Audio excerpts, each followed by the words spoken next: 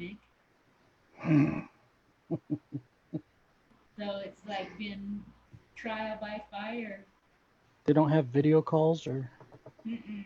You can sit there and wish all you want, and it should have gone to Facebook Live to both our pages, and we are live. So I'd like to do a proper introduction of you. Oh, don't do proper. You're so funny. Don't know So what proper means. tonight, Facebook, on my Facebook page and on Bubba's, we have somebody who is a definite SoCal favorite, Southern California. Yeah, he's his favorite place is the Ice House. He's done the Comedy Store in Hollywood in the Belly Room, the Laugh Factory, the Comedy Palace in San Diego, the Pachanga 4 different times, the Pachanga Comedy Club Casino, Ontario Improv more times than he's produced 15 shows for different nonprofits. I mean, he loves to host. He does just about anything. He's so funny, and he's my personal hero. And he even sent me and Stephen Pearl some peanut brittle. Oh, So, yeah. So let's get right to it, you guys. Today we have Bubba Butler in the house. Bubba, how you doing? How you doing, Linda? I Long remember time you. no see. Long time. I remember you from my first month in comedy at Aces in Marietta. When did you start? Was that 2013? It was 2013. June. It Yeah. was yeah. I remember it very well. Ash, Angela Johnson, and let's see who else really made it big. Um, the girl that does laughs. What's her name? She's from the Taylor Pachanga. Tomlinson? Yeah, they were coming Yeah. through there, and then there was me. There's Vicky Barbalak also. From There's there. Anita. I produced her. She was from San Diego. She was always at the, I believe, San Diego Comedy Store or People out the, here love her. She's at Kimmel's a lot. yeah, that's where she started. I did one of my first shows with at Pachanga was with Vicky Barbalak and Cindy. Cindy passed away though with breast cancer. It was the late Cougars of comedy or something like that. But that Wow. was all. That was back about 2013 as well. So So I I've met you in 2013, and there were a few that came through Aces that went on to be really huge. Anita Milner, I think you were going to say too. She's blown up she's big. she's a favorite around here. Yes. Anybody walks with a walker likes her. Yeah. Oh my gosh, I missed that place. Um, and so I left there in about 2014. I stuck around for a year. And then in 2015, you had a life changing scenario happen to you where I know you're saying that I'm making too big a deal out of it, but you're my personal hero because you went into harm's way to protect a woman. And not everybody will. And during a dispute between a man and a woman, you stepped in. So, would you like to fill us in on you? I read the article you sent me, but I'd like to hear Well, it from you. um, it was 2015, April 5th. Um, it was Easter Sunday, and we got a call from a friend of the family, and they said something might be up. Um, this individual isn't coming home. She's calling, but she's saying there's something that could be wrong. And I had met the boyfriend through comedy. He would show up to my gigs at Aces and just be stalking her, just be like looking for her and seeing if she was there. Harassed a lot of my friends that were comedians because he was really insecure. And I told this individual, I said, he's going to kill you. He's possessive. He's really kind of like gives me the heebie-jeebies where the hair on the back of your neck stands up. That type of guy. Yes. So um, we got a phone call, and I said, okay, we'll go check it out. She was supposed to be at a Starbucks, but on a Starbucks on an Easter. Mm, out my past before I got into comedy, I did 13 years of security and law enforcement work, so I kind of had my guard up about her being at a Starbucks on Easter. Then she also got a message to a neighbor saying, "Hi, mom. Hi, mom. Is everything fine, mom?" And she goes, and the lady she was speaking to was saying, "This isn't your mom." She goes, "Everything good, mom?" And she goes, "Are you okay?" And she goes, "No, mom." And that's how she got the message out that she was being held hostage. We go to this Starbucks, and it's literally 10 minutes up the road from where he lives. There's his blue Camry is in the drive in the parking lot, and her Honda is gone. I said, "Hey, he lives right up the road here. Why don't we go and uh, go check it out? Go see if she's there, and just to make sure, hey, is everything okay?" And then we'll be on our way. We pull up to his house, and me and two other gentlemen walk up to the door, and she comes barreling out, screaming, "He's got a gun! He's got a gun!" And she, I it I saw her fly by me, but then when I looked down the hallway of the house, he's standing there in the hallway, and he fired, and a bullet hit the door frame, and I said, "Oh, time to go, time to put these legs into motion." I don't know how fast they can go, but they need to go. They need to move. Um, he chased us down the cul-de-sac and up about 3 blocks, firing off his weapon at us. He had a 38, but had 5 shot. Um, and I saw him. We got behind some cars, and there was people looking up over the fence. Like, you remember that old Home Improvement show, Yeah. with Heidi Ho neighbor? Yeah. Well, as we were running down the street, you had these people looking over the fences, going, "Is it who's everything okay? No, he's shooting at us. Who's shooting?" And then you hear pop, pop, pop, pop. And you go, "That son of a bitch, that guy." Gosh. So we get behind a car, and he falls down at the cul-de-sac at like intersection, Mhm. and he falls down. I tell the lady, I said, "We need to go. We need to move. We need to go now." She goes, "I can't. I can't. I've been sitting for 45 minutes. I cannot move. I can't." I said, "Okay, stay here."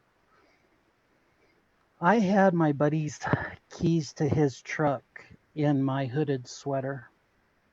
Um, I had to run back into the cul-de-sac to get my buddy back his keys so we can get the truck and we get her out of there. I I didn't hear any more shots being fired, so I ran back into the cul-de-sac, and I he lived on one side, and I came up on the other side of the street from his house, thinking that Hemet knowledge that I have, that he should have went back into his house by now. There's no more shooting. If you're shooting numerous rounds out of your house and down the street, you would think, because, and this didn't happen in Hemet. I would say it was just another night in Hemet. No, this was in Menifee, like old people territory. Like, somebody should have known. Like, Yeah. we called, and the other thing that irritates me is we called the police department. Mhm. Can you hear me? I'm I can sorry. hear you fine. Okay. We called the police department, and they didn't want to show up because there had been no crime reported. And I understand that. No crime, no victim. They're not going to go on a goose hunt. I get it. I'm not mad at them. But I'm thinking that he's went back into his house. So I ran up the other side, and where my buddy's, he's sitting in the truck. He's sitting in a truck with no keys and nowhere to go. He gets out of the truck because he hears me calling, Gabe, Gabe. And I throw him his keys and I turn around and the son of a bitch is standing over me and he shoots me dead blank. Dead, just, I saw it coming. And as I had it, it's right there. It went in right there. I know. Ugh. The camera adds 10 pounds. But then I still have, but then I still have the bullet right. So, um, my buddy, the guy shoots me in the face, and then my buddy hits him with his truck. Hits him, hits him once, and he flies across the street. He stands up. My buddy hits him again, just makes a hard left and just plows him. And I'm watching all of this. I'm watching it all because I'm just dropping. I'm just dripping blood. And I had the other friend. He went and hid in a house. Had coffee somewhere with somebody. They were all in a house hiding. The other gentleman that we went to the door with, and I could hear him. Have you been shot? I said, yeah, yeah. The whole time. Now, Anita Milner, we were just talking about her. Her grandson is the one who picked me up from that scene. I am telling him jokes in the back of an ambulance, trying to remain calm. I After this is all said and done, and the police officers and the ambulance start showing up, it's the longest 5 minutes of your life. And it seems to me like it happened just yesterday. It's the longest 5 minutes. The sirens, they were like music, like angels singing. Like I knew that there was another. If I would just stay calm, if I didn't panic, I knew I'd come out of this okay. It was Easter. I had to, right? My name's Bubba. I'm coming out of this okay. So the ambulance guy, I'm on the ground trying to call my wife and use my cell phone. Go wet your hands and then use your touch phone. And let me ask you how well that works for you. It don't. It's the dumbest thing for a smartphone. That's a dumb because you can't dial anything. It won't unlock. So I'm sitting there I'm getting frustrated with my phone, trying to unlock it to call my wife to tell her, yeah, I got a bullet in me. And the EMT that Anita's grandson walks up and he says, fuck that phone. And he slid it across the payment. And I said, oh, my wife's not going to be happy. She's going to be mad, sir. She's going to be mad. I get I get in the back of this ambulance and this guy starts cutting off my pants. He's taking off my shoes. He's taking off. I'm like, he goes, you know where you were shot? I said, yeah. And I go, like that. And my face must have looked like a whale blowhole because my cheek just fluttered and it came back down. And he goes, okay, okay, please, sir, don't do that again. Please. I go, okay. I go, but you need to stop cutting off those pants. I just bought them and my wife's going to be pissed. She's cutting off. He goes, sorry, sir, it's my job. And I just let out I just let out another one. But you're gonna stop cutting off my pants. I'm not gonna stop blowing out my new blowhole. Oh my gosh. We went to court, went to that's the weirdest thing for people that don't see the other side of, like, nobody told me before I ran back into that cul-de-sac, nobody told me, hey, there are going to be a lot of people that are going to want to talk to you about this. There's going to be a court hearing, there's going to be insurance problems, there's going to be doctor bills, there's going to be all this, and it's going to come at you fast. But the trial, it's going to take 3 years. He is still to this day appealing it. You gotta be He's kidding me. not kidding. He got 186 years and 4 months. 186 years and 4 months. He was a third time striker. He was a wife beater and went to jail for other things, because that's the only reason that you get that much time is because you've reached your third strike and you were on probation at the time. And the judge, I still remember, he looked at him after he sentenced him and says, "I have to say this, sir, but when you get out, you have to turn over all your passports and ID." 186 years. You have to serve 85% of that before you're eligible for parole or probation. You have to serve 85% of 186 years. Good luck. This just froze up. It did. You did. Hello. I didn't.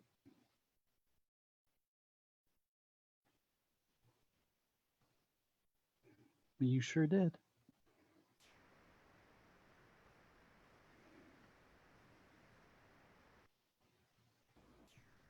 There you You're are. back. There you go. You're back. I didn't go nowhere.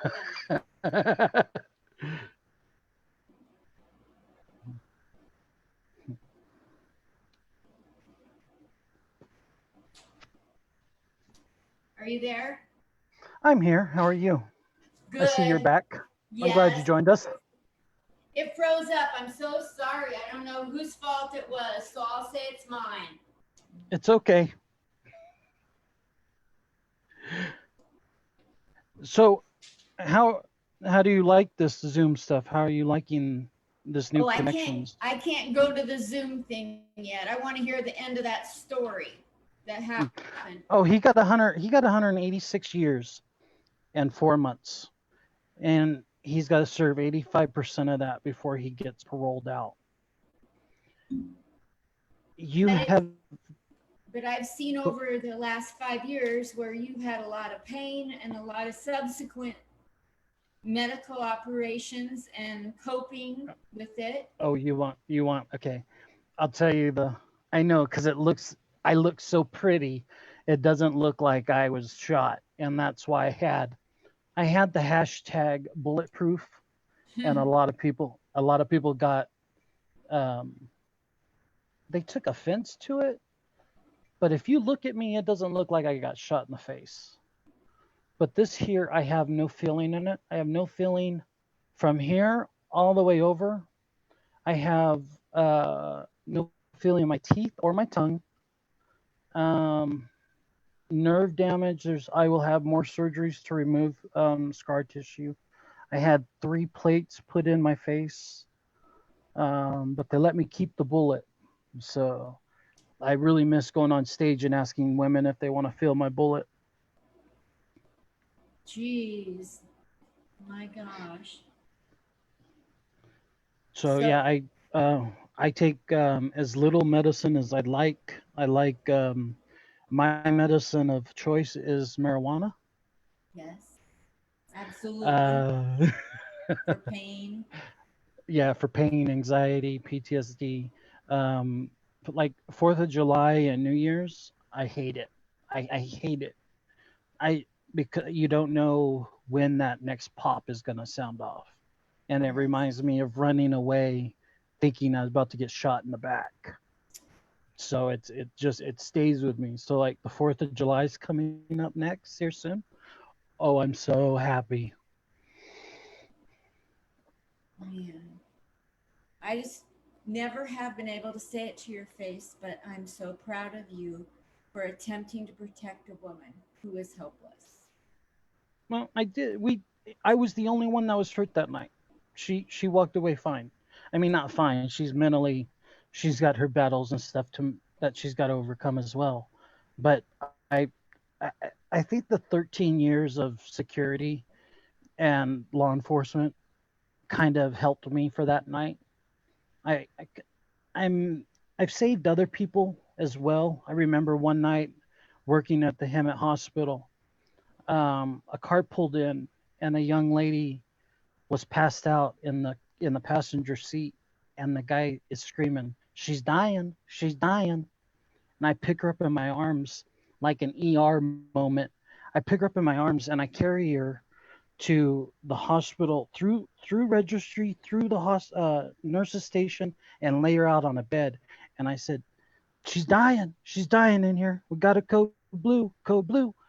And all the nurses and all the doctors come in, and I'm stuck. And now I'm stuck in this room at her head. If I look straight down, I'm looking at her face. These doctors have come in and blocked me from leaving this room. And they say, "Do we know what she's on?" I said, "She's taking sleeping pills. Boyfriend just broke up with her and wanted to kill herself. So that's what she's." This doctor walks in, and I swear to you, doctors have that swag about them that they know that they're the smartest person in the room. Like they don't like whatever question. Like they decided to come to the hospital because Jeopardy was full. You know what I mean? Like, oh, I guess I Jeez. will come in and just save the day. He comes in and goes, "Is anybody checked to see if she's pregnant?" Like who they're pressing on her because now they're pumping her stomach. They're pumping her stomach in and out. And they're saying, "Hey, does anybody see if she's pregnant?" No, not one bit. And let me tell you, she was.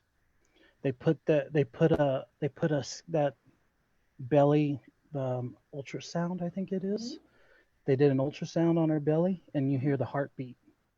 You hear one heartbeat, and then you hear the second, and it's like, oh fudge. That lady made it. She had to stay in the ICU for I think 4 months, and then she was released and she gave birth to that baby. But that's all I know. I don't know that kid. I don't know that lady. I don't know. I saved her life that night. So I've always had that. I'm not a pull out my phone and video and catch it on camera. Like if I can help, I will. It's we've lost that somewhere in society. Now I'm not saying put on strap on a cape and go and fight crime today or tomorrow. I'm not saying that, but stop being a people watcher and start being a people doer. Like do more. Like there's something that you can do. Do it. Do it. Yeah. Don't just like, hey, look, I got it on my camera. Yeah. Look at Okay. me. I'm over here watching this and making sure those people do the right thing. Jump in and do something. I I'm really it's still to this day. I know it's happened 5 years ago, but I still have a hard time with being called a hero because Oh, it's not now it's I guess it's the mental because a lot of military men or a lot of military people will get medals and they'll get accommodations, and 99% of the time they're in a box in the attic or in the basement because they don't want to look at that stuff. Am I wrong or right? absolutely correct. Because Even my it's just even my dad went through the Holocaust and people wanted to refer to him as a hero and he couldn't stand it. He'd flip out. it's that I think that I get it from the older generation. I have an old soul. Let's just put it that way. Me too. That's why I love you so much because you're young with an old soul. It's a he's a thin guy. I think he's thin. I'm big, so my inner soul is my inner old soul has got to be thin. I think. So you made it through that, but yet it's left some emotional scars and still some physical things that you're going through. For 5 years, you've been struggling to get better. So that's got to affect you psychologically to keep trying. I had brain trauma and it tore my daughter and I apart. Her putting up with me trying to heal and not getting better at her timetable. You know what I mean? So, If you go back and watch this and you see the problems that I have trying to figure out what an intersection was, like I couldn't remember the word intersection. So my brain doesn't know how to tell my mouth. Like my brain and my mouth are on two separate continents. They're not synced. They're not synced together. So like before on stage, if I had a heckler or somebody that was talking, that I would just um hold on one second. Sure, take your time. I'll show people how to cut their nails. See, you take these are for your toes, and I use them for my hands. They're like $5, and they do everything. You can, if you have an ingrown toenail, they work. Get them at Target, $5.99. They're the dopest things on the planet. If your nail is growing and it's digging into your skin, yeah, I'm now doing ads for Target. Probably get them at Walgreens and everywhere. $25 eyeglasses. That's my wife. That's my wife. She'll be here all night, folks. I have a cheesecake in the oven. You don't. That sounds so good. You're a cook. You made the best peanut brittle ever. What else do you make? Fried chicken. Oh, sounds so Fried chicken. good. Yeah, that's. You always trust a fat cook. So, are you living in Hemet still? Man, why you gotta bring? We were having such a good time. You gotta I'm rub that in. sorry. I didn't mean it like Yeah, that. I just meant it yeah. like, We are. I was born here, but we're looking at different places to move to a different part of the country. Oklahoma. No, yeah. no, it's not a different part of the country. I know it's not. I'm just our daughter lives out there, Oh, and that's she good. it's Norman, Oklahoma. Yes. So we're looking at places out there. But buying a house in California compared to buying a house in Oklahoma or somewhere is really 200,000 goes a long ways. You know what I mean? It does. And I've if seen and if it. you're traveling for comedy, I'm not really just in one location. You kind of go all over. So move where it makes you the happiest.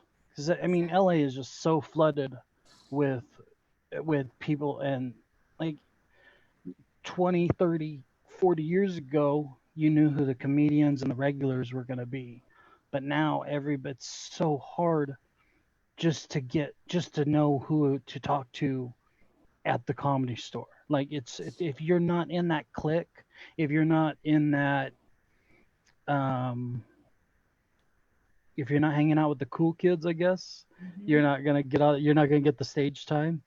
Exactly. So I was never that way when I produced comedy, or I was never I I didn't care if you were funny or not. Somebody had to give you a start. Somebody had to give you a shot. So Yes. I remember, like you didn't mind. Like I was brand new and I was doing the stupidest jokes and you didn't care. You just like get up there. it's the only way that you're gonna fight that battle, because that will have it. Um, if you don't know if you can't do it, it's kind of like that singing karaoke. You don't know if you don't know that you can't do it until you get up there and know really you can't do it and shouldn't do it. So I That's mean, it. I'm not gonna tell somebody no, because what if they say what they're the next Jay Leno, what the next uh Stephen Colbert? Why you know what I mean? It's not. Hey, if you have the balls to get up there, knock yourself out. Don't Yes. disrespect the mic. Don't disrespect the host. Don't disrespect the stage. Then those rules pretty much go anywhere. And always tip your staff. Yes. Be nice to people. It comes back to you. It does. So your favorite place to have performed was the comedy store, did you say? Ice House. Ice Ice House is House. my because it's intimate. It's small. I can you can hear that person laughing in the corner, or you can't. Like real quick if it's gonna be a good night, it's gonna be a bad night. So that place, you that place holds maybe 50 people, 60, Whoa. and it's a really small. Have you ever been there? Have you ever Never. done Never. oh, it's one of the oldest comedy clubs, I think. in California. I think I could be wrong. Now, I could be wrong, but look, you might want to double check me on that one. But no, it's been around for a long time, and it's just maybe two rows of table on the first floor, and then it has like a little back standing area. It's really small, and I really like that because it feels you feel connected, and then you have that the crowd eating out of the palm of your hand. Good It's night. to have that crowd to have that crowd just right there where you can just or you can just let them breathe or squeeze the air out of them.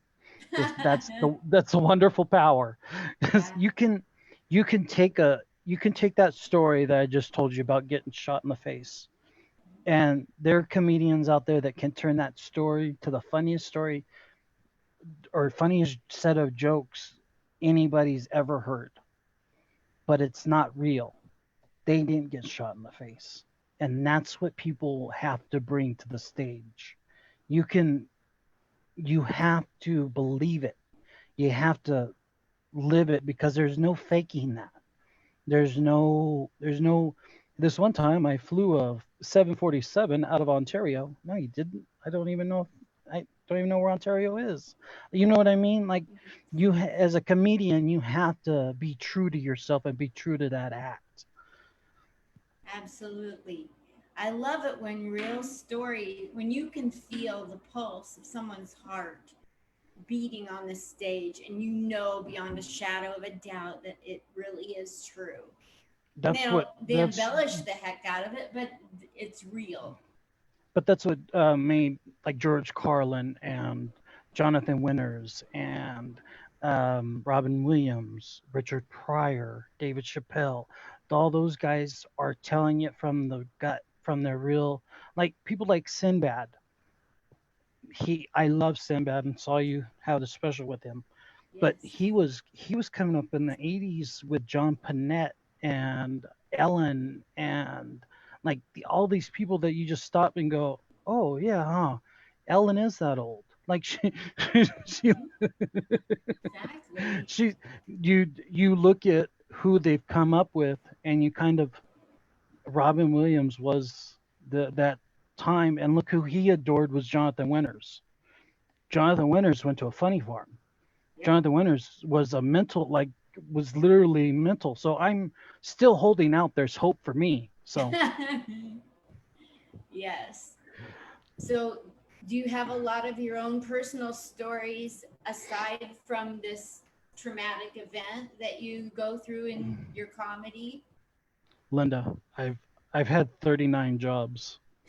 I've been I want to hear this. no, I've been fired for I've been fired from a lot of them, and they're not. So yeah, I have a few that I like to tell, but I have a lot of stories. I have a lot. Um, the time I told David Hasselhoff to f off, that was a good one. Yeah, that was at Coachella Music Festival, and the lady passed out, and she these people get there so early and they stay all day, but then they don't drink anything because they spent all their money on their ticket. Like it's ridiculous. They get into these um, corralling areas and they're there all day and they pass out, and one of these ladies passed out, and I carried her back to the back where the EMTs were, and I hear this voice, would you like to take a picture with me? Jeez. What the fuck? This lady's about to pass. She's passed out. Like, I had to carry her back here. And this, I hear over, like, I don't know who it is, but at that moment, I'm not thinking smile. I'm not thinking say cheese. You know, I turn around and say, ain't no time for no effing pictures. Why don't you get the way out of here? And then I stop and I look and I'm like, oh, snap. That's David Hasselhoff. Like, all my childhood life, I've watched him save people. Like if it was from Kit from Knight Rider, he was saving people. I think Kit was a smarter car than him, but You know what I mean? He just had Yeah. good hair. David had on Baywatch. I watched it for the articles, really, commercials. You know what I mean? So I watched this guy save people all his life, and then you did to tell the guy f off while you're actually saving somebody is beautiful. It's just romantic. Icing on the cake to get back Yeah. at him. Oh my gosh. What are some funny stories from being on stage? Like hecklers or goofy drunk people? um, the one time I was hosting at Ontario Improv, I had a couple. I didn't know that they were there. They weren't really ones to like. I had done my set. I had been in and out. As I host, I do 1 or 2 minutes and then bring up the next guest. I really wasn't paying. These people weren't on my radar. But I told a joke where I make fun of myself because of the exercises that I have to do for my tongue. Because there was a time where I couldn't get my tongue out of my mouth. My mouth was this, I could only open it this wide. This was it. I was just talking out the side of my mouth. But Oh, slowly, I had to take these 2 fingers here and work my mouth open because the doctor said to either you get your mouth open up 4 millimeters, and that's he said centimeters, millimeters, whichever one's bigger. I had to keep doing that. Is a he said about a double double. He said, so I need you to open it. So every day I would open it and work on it because he said he was going to cut me from here to here to here to here. And I'm like, this is my money maker. You can't cut this.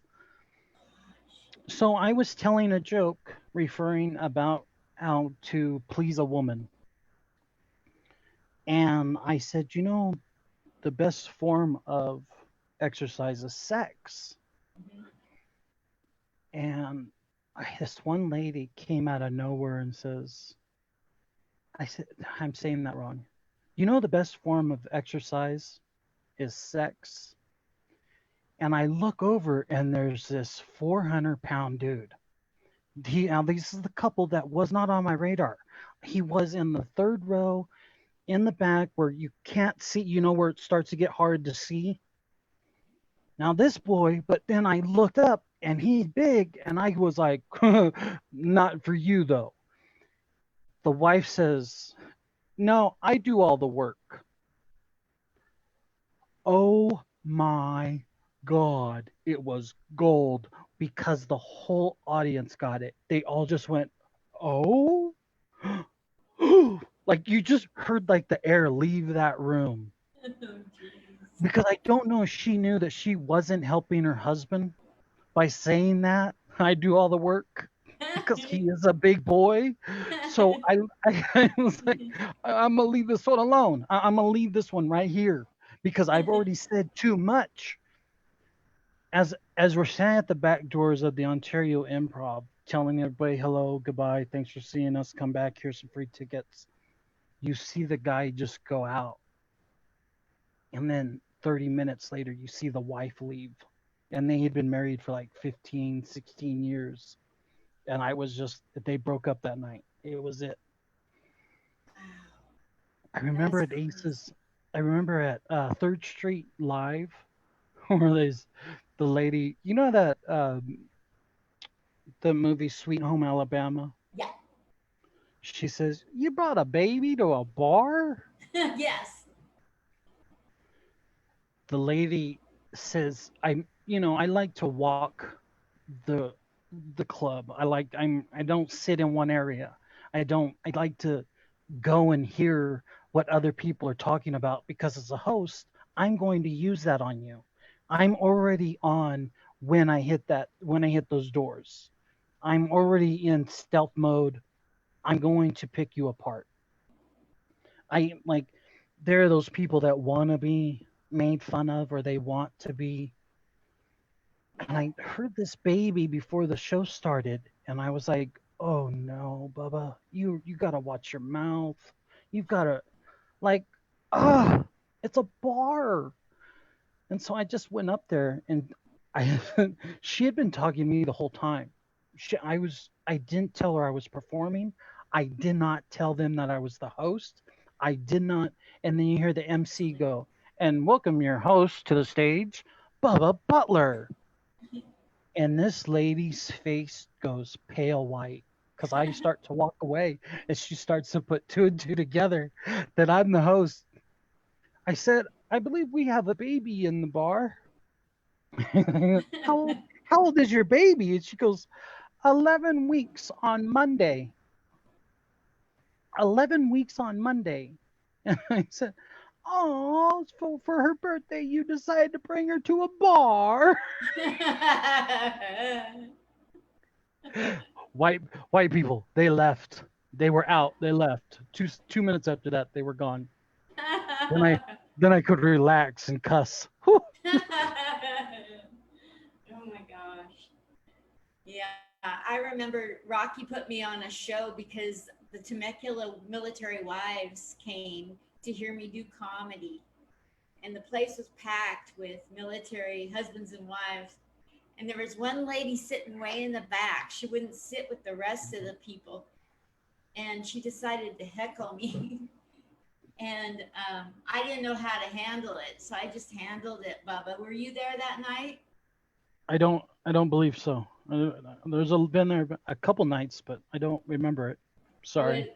my jokes were very, they were my first month in comedy jokes, and I was doing a preamble to my set, like I'm not really comfortable, so I'm going to start out with a couple. I'm going to test you out jokes, and this lady in the back was like, "When's the comedy going to begin?" And I mean, she should have said that because that's what I deserve. And but instead, I said that was so rude. I said in the back of the room, I saw these two exit signs in the back, and I just said, "In the back of the room, you'll see two exit signs. Pick one." And like she deserved it. I mean, I deserved to be heckled. Nobody deserves to be heckled because you had the balls enough to get up there and do it. Anybody can be a sideline watcher with their cell phone cameras and watch you, or they can get up there and do it. You decided to get up there and do it. People need to learn when they can talk and when they need to keep their mouths shut. Thank Just you. plain and simple. And it's not anybody could get up there and do their act. If it's not funny for them, then you come up with something funnier. Or I come up with some of these that just come off the top of my head. Like, I didn't tell you how to flip a hamburger at your job. Or the old one is, when I was practicing these jokes, I didn't have you but putting your 2 cents in. It's really just, I don't slap the dick out of your mouth. It's not like I can go different places, but it's really hard with audiences nowadays because you don't want to turn that audience against you. You know what Yes. I mean? You want to walk that fine line where you still want to be the good guy at the end of the night where they'll want to come back and see you. You don't Yeah. want to just hammer that crowd where it's not fun for them. It's Yeah. it's not. So, no, you did the right thing. I mean, I bet she didn't say anything. No, and it turns out all of those people that were together knew her, did not like her. She did not like them, and that's why she was sitting in the back. If I'd have known that, I'd have had a lot more material. It's a good thing I That's didn't why know. that's why I walk around the clubs because then I would have known that she wasn't like she was going to be the designated driver of the party. She was the wet blanket that they brought. You know what I mean? Like, so everybody needs a Nancy, I guess. Oh my gosh. I'm gonna have to Sorry. try that, hanging around and talking to everybody else in the bar like that. It just it you I remember the first time I was going to perform in front of a live audience, and it was at the Ice House. and I was walking out back, and this lady, she goes, "You nervous?" And I said, "Yeah, I am, because it's Ice House. I built this grand Taj Mahal up in my own brain." And I was like, yeah, I'm nervous." And she goes, "That's a good thing. That means you're alive."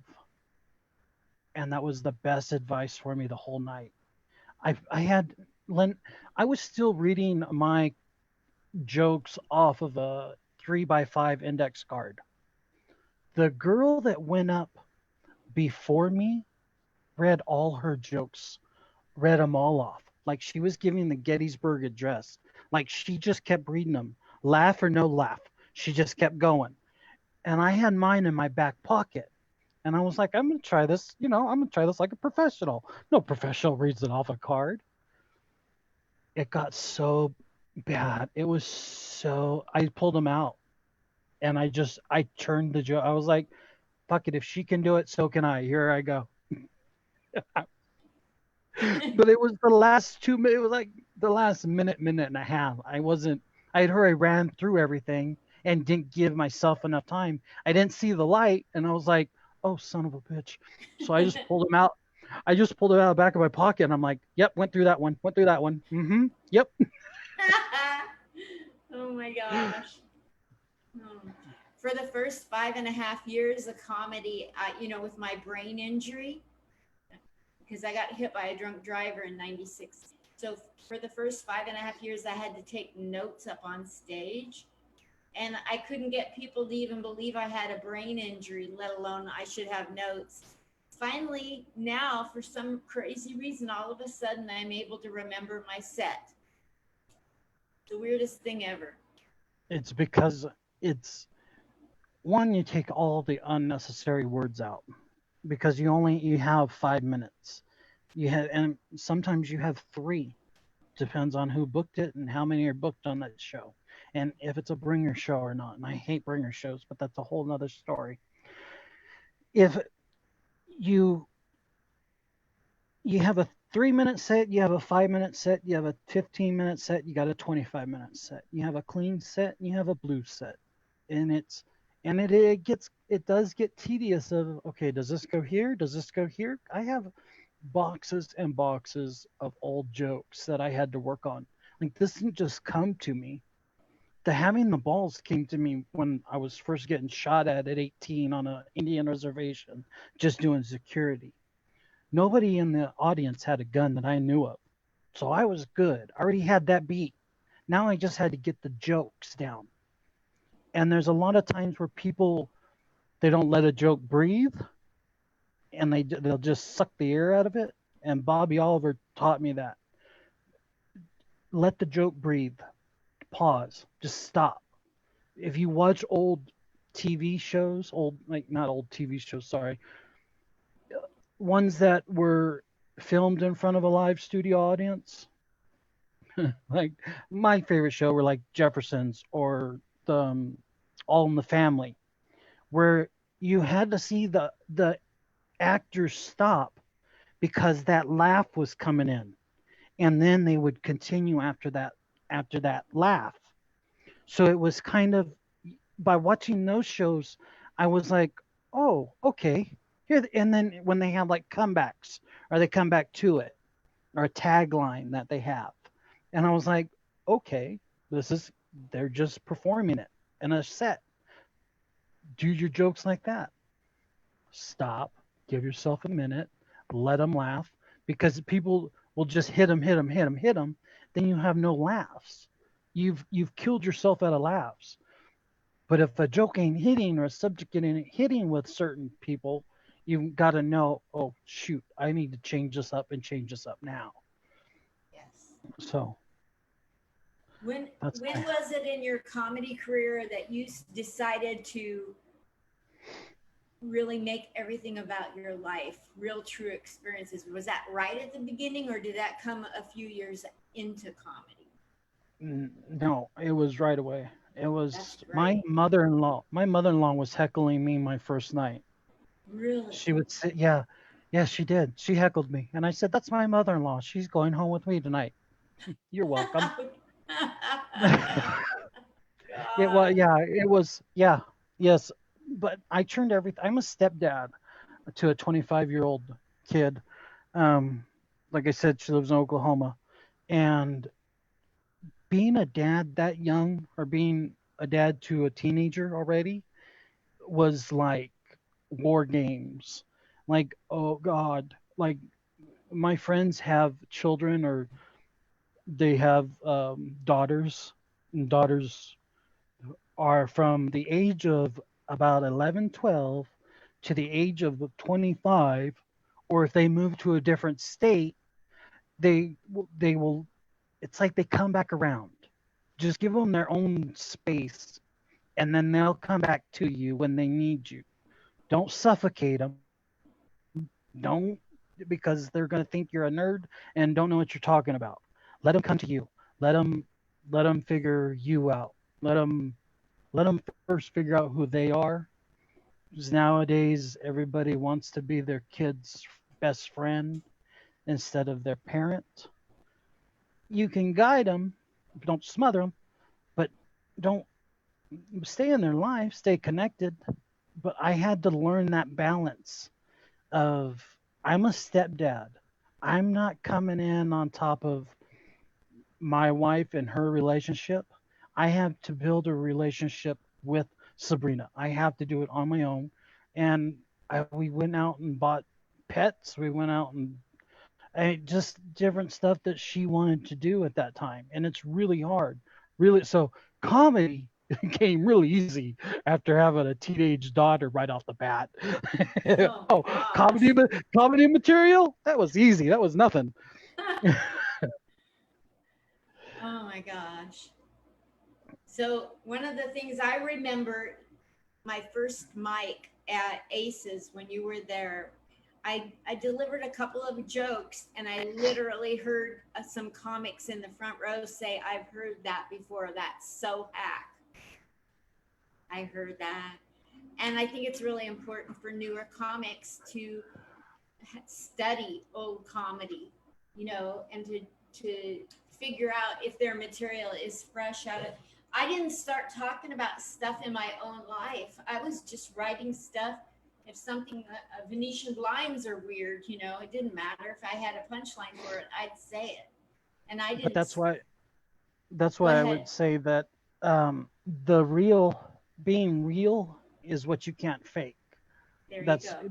that you, and for other comics to heckle other comedians, I don't deal with that BS. That don't fly with me. Love It that. doesn't. There's no way, because I guarantee you, I could have heckled anybody, any comedian sitting front row at an open mic show. You're at an open mic to get better, not to put somebody else down. That bullshit ain't flying with me. That Thank that you. would have that would have got you kicked out. So I wasn't it. There's a lot of material out there that has been redone or repurposed or had their spin put on it. Those comedians won't stick around. They'll move on. They're they're not sustainable. They're not gonna be there for a long time because they don't have their own brand. Exactly. Exactly. Well, I should probably head on out, but before we go, I want you to know that you're now a graduate of the comic spot. And so, what that means is anytime, Bubba, that you have anything you're doing, whether it's moving to Oklahoma, Norman, Oklahoma, or coming to Kimmel's to be on stage with Vicky Barbalock, whatever you want to promote, I will put you on to promote it. Anytime you have That's, something to share, I love sharing things other people post. Tag me and tell me to share it. I will. You wear your heart on your sleeve, Linda, Yeah. and I'm glad I'm. The You got so happy when you got the chance to interview Sinbad, weren't you? there's nothing like it. Everybody has. It's so funny that what has happened is I am now the lady that got to interview Sinbad. That's my new name. Didn't you interview Sinbad? Yeah. And my name is no. We don't care. You got to interview Sinbad, and they're like, he did so good. You did it. Like it's not like you really made Sinbad. How do you mess up Sinbad? I'm not that good that I could mess up. just He let him was. talk. Just let him go. I found it neat that comedy wasn't his. That music, he was more about music than he was about comedy, and I was like, oh, like, That was so. I had to drop my dish towel. I was like, what?